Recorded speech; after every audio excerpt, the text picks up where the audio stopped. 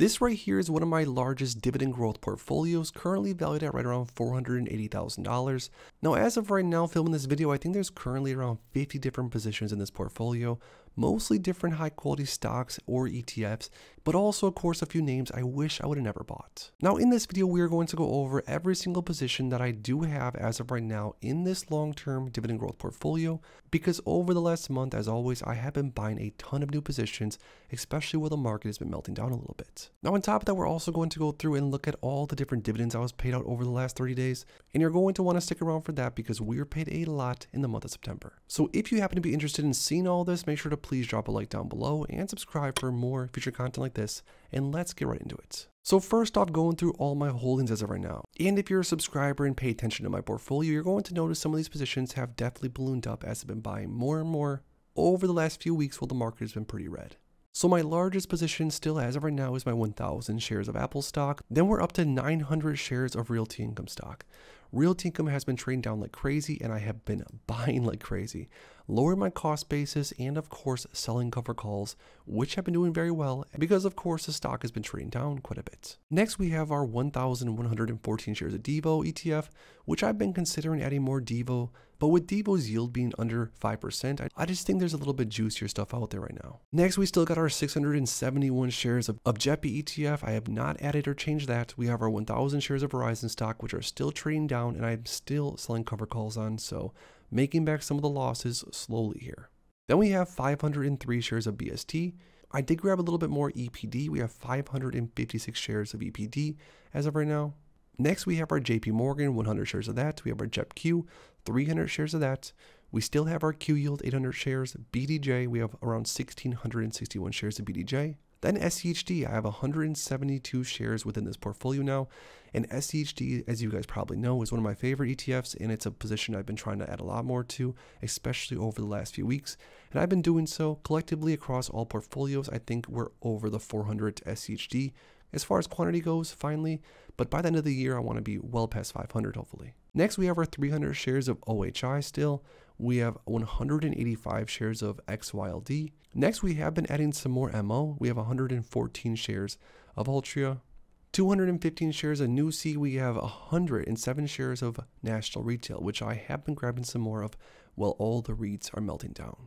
Next up, we got our 25 shares of UPS. We have 47 shares of P&W, 419 shares of ETJ, we have 48 shares of WP Carey, and we have 442 shares of MPW, 77 shares of Vici, 52 shares of Main, which I've also been grabbing a little bit more Main Street Capital as of recently. We got our VNQ, 26 shares of that, EXR, 16 shares, still down like crazy on EXR, SPG, 15 shares, BUI, 81 shares. Then we have 58 shares of UTG, 50 shares of Walgreens, KMI, we have 59 shares, QQQX, we have 42 shares. We got our 6 shares of T-Row, our 11 shares of SPYI, which I've also been grabbing some more of over the last few weeks. We got a few new shares of PBA this month. Then we have DLR, 4 shares, Stake Industrial, we got 8 shares, Tesla, we still got our 16 shares of Tesla in this portfolio. Then we have 7 shares of Appley, 1 share of Kimberly-Clark, 10 shares of Horizon, 10 shares of RQI. We got our 3 shares of EMB, a new position I started as of recently. We have CEFT, 4 shares, ABR, 4 shares, ADC, 1 share, SPHT, 1 share, AWP, 10 shares, and then we have 1 share of TRP, SVOL, AMZY, and ARCC. So that right there is the entire portfolio as it sits right now. And before we go on to the dividends, comment down below real quick what your favorite position in this entire portfolio of mine is if you had to pick one. So now looking at all the dividends that we were paid in the month of September, and we had actually around 30 or 40 different dividends come in just this portfolio in the month of September, so the dividends are still rolling in pretty consistently, and my dividend snowball is growing, which I love. So our first dividend in September was PNW. We got $40.66 from PNW stock. Then we got our JEPQ and JEPI, which were much bigger this last month, which I was very thankful for. $135.17 from JEPQ and $226.91 from JEPI. So nice sized dividends there.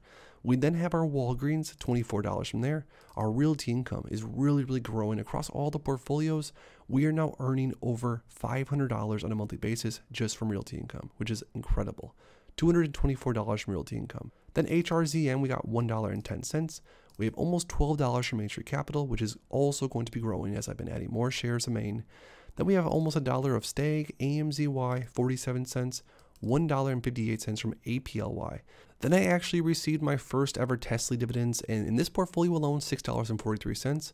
But across all my portfolios, I think I almost earned like $70 last month from Tesla, so not bad at all. Next, we earned 83 cents from CEFD. We then got 18 cents from SPHD, 29.32 from NUSI, SCHD, a monster quarterly dividend from SCHD, $106.03. And I'm telling you, I'm really excited and really wanting to get this dividend much bigger, and I absolutely promise it will be next quarter.